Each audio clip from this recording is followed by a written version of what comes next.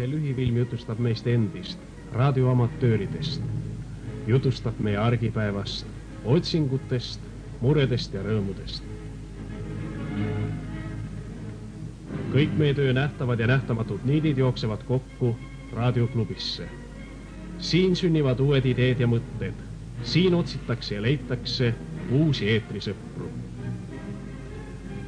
Üks agaramaid sidepidajaid on jaama juhataja Heino Reismann.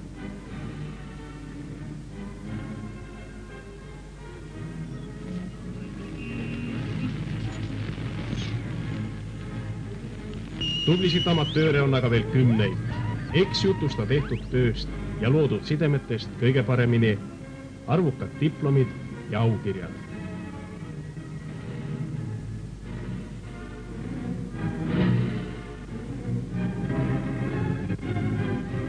Jutustavad äsja postiga saabunud USL-kaardid.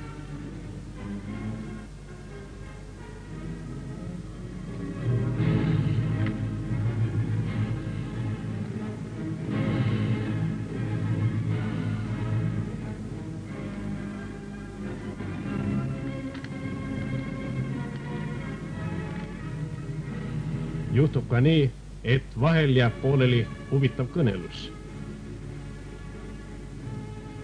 Aeg sideks on kokku lepitud, tuleb rutata.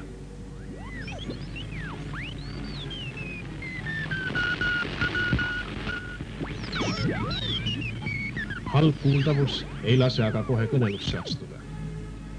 Mis muud kui katusele ja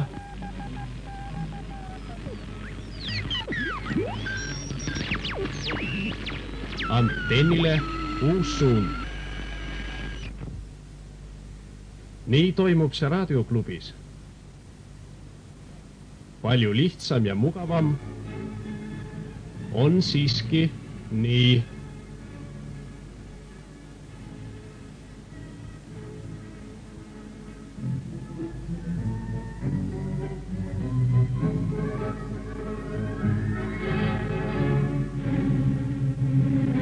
Meistersportlane Karl Kallemaa on raadioamatöör ja väsimatu nuputaja. Meie vabariigis ei ole teist meest, kel oleks nii palju sõpru kõigis maailmajagudes, põhjas ja lõunas, idas ja läänes. Kaardid ja diplomid Ladina-Ameerikast, Austraalia aladelt, Aafrika südamest.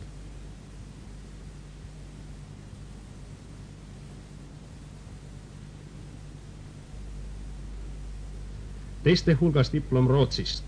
Karl Kallemaa on ainuke sportlane, kel õnnestus väljaspool Skandinaaviat luua side Rootsi 2 meetri meestega. Raadioamatörism nõuab mitte ainult teadmisi, vaid ka tähelepanu, püsivust, kannatlikkust. Pole siis midagi imestada, tublil sportlasel läheb sageli meeles söögiaeg ning kaob piir päeva ja öö vahel. Oma kogemusi ei hoita vaka all. Ka Karl Kallemaa jagab kolleegidele meelsasti oma tähelepanekuid ja mõtteid. Vabariiklikul raadioamatööride konverentsil tegi ta oma arvukatest sidemetest huvitava ettekande, mida kuulasid kõrvuti Eesti sportlastega, ka seltsimehed Moskvast, Leningradist, Lätist, Leedust ja kaugemaltki. Rohkesti tuli konverentsil pingutada tõlkijatel.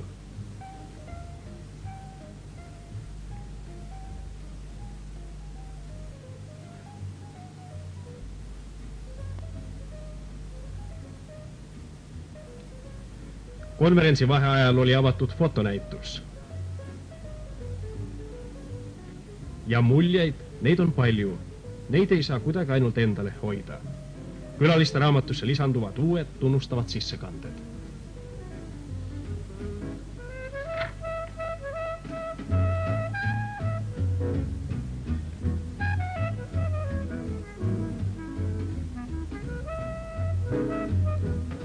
Kaks päeva kestnud konverentsilt viiti kaasa uut tööindu, sõprustundeid, head sportlasvaimu.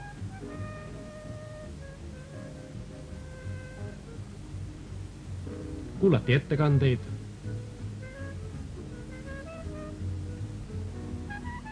viidi kaasa fotomälestusi täiskirjutatud taskuplokke, tuumakaid ideid.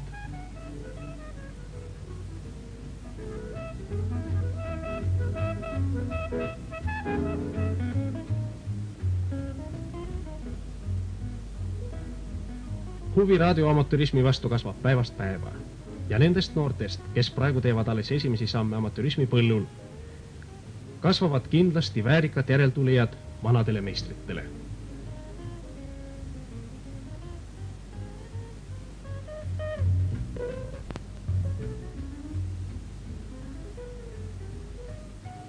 Mõni aasta tagasi astus raadioklubisse autoelektrik Esko Riiber. Nüüd on temast saanud tunnustatud amatöör.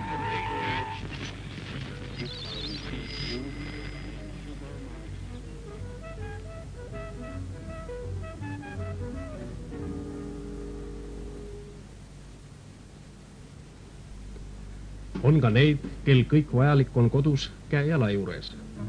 Näiteks Jüri Tüür kasutab iga vaba hetke tutvumiseks raadioalase kirjandusega.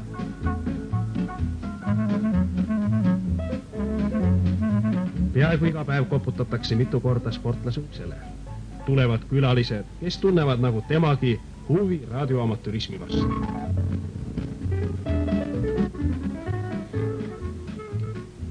Aparaadid, seadmed, aparaadid. Ja uskuge või mitte, see ei ole tehase toodang, vaid sportlase enda mõtte ja kätetöö pili.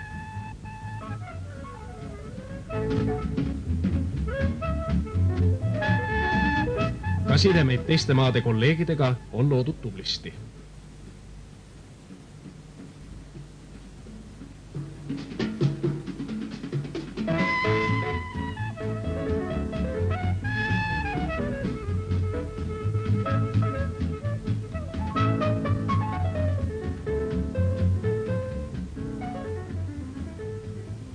Tublist tööst annavad tunnistust 10 QSL-kaardid. Nende hulgas on nii hästi lihtsa kui ka keerulise kujundusega kaarte.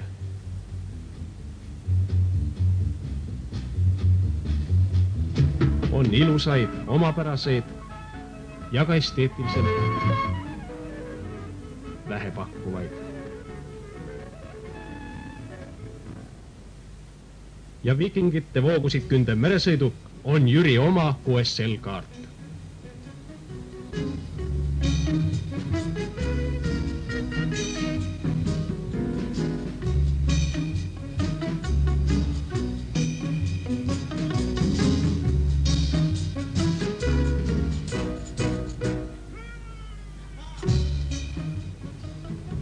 Raadioamatöör Valtek Pomatsina.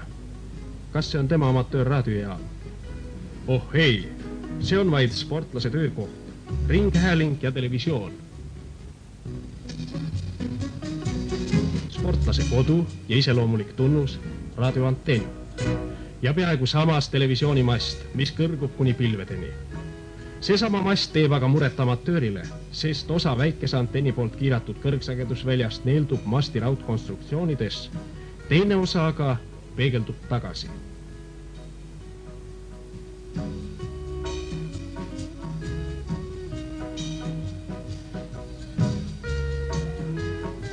Siin masti all töötavad veel mitmed tublid amatöörid. Lembit Kull,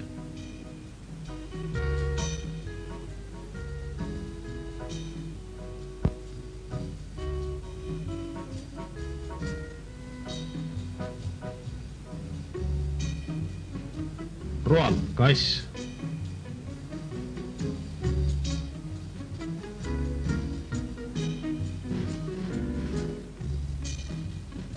Lennart Klink,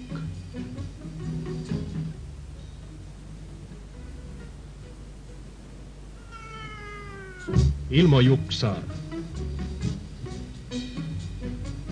Ilmo Juksaar elab küll madalas kohas, siiski on tal olnud rohkesti sidemeid 2 meetri lainealal Leningradi, Soome ja Taani amatööridega. Ilmo koos Jüri Tüüriga oli ka see, kes aitas ehitada Eesti esimese kooliraadiojaama.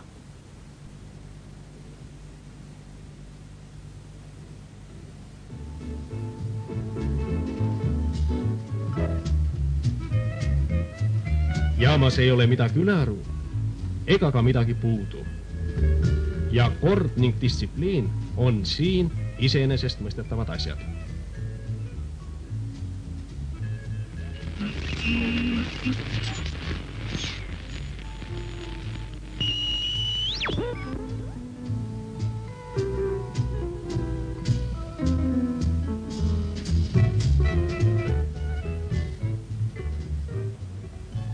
Suuri teeneid koolijaama ees omab õpetaja Jaan Mikk.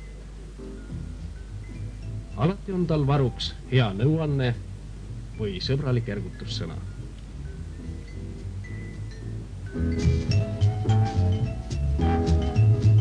Ei ole aga head ilma halvata.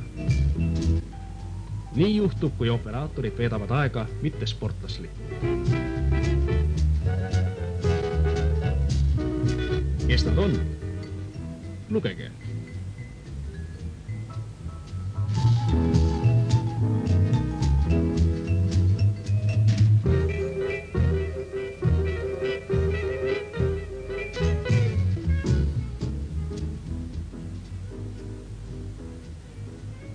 Kas tõesti Heino Raudsepp? Ei, tema nende hulka ei kuulu. Eetris kuuleb teda sageli. Välipäevadel ei ole ta ka halvasti esinenud.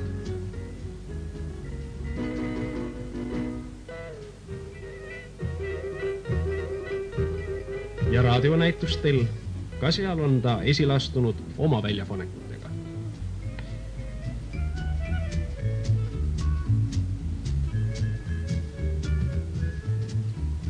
Heino Raudsepa vestluskaaslaseks on Aadu Aamer. Pärast tööd võib teda nagu 10 teisigi leida ainult raadioklubist.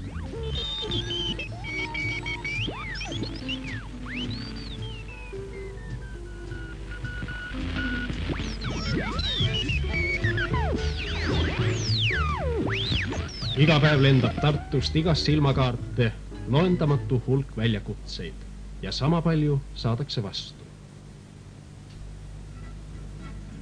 Raadioamatörism, see on püsivate sport. Ta õpetab armastama tehnikat ja keeli, ligendab veelgi lähedasi ja kaugeid maid, tugevdab rahvastevahelist sõprust. Hästi kui moes, püstoli kord ostis poes, sina püsti ringi käis, sangarina näis. Teod, nii saab pääse minu peos, aga see kui süüdlase, pok-pok-pokri viis, tippi-tippi-tipsu kui kallipsu kõlab, siis kõik muutub heaks. Ja, rõmrinnas paisu, tippi-tippi-tipsu kui kallipsu kõlab, siis on tuju koos. Ja, meil Meksikos.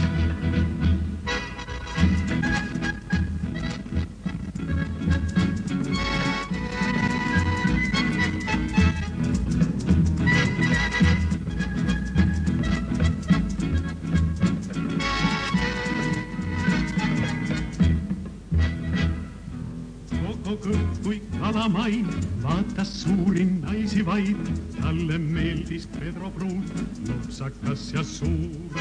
Pedrol turri tõusis selg, vaata niiska, küll on kell, ja siis nagu välk ja pauk, kokot lõiklab kood, tippi-tippi-tipsu kui kallipsu kõlab, siis kõik muutub heaks. Ja, rõmrinnas paisu, tippi-tippi-tipsu kui kallipsu kõlab, siis on tuju koos. Ja, meil Meksikos.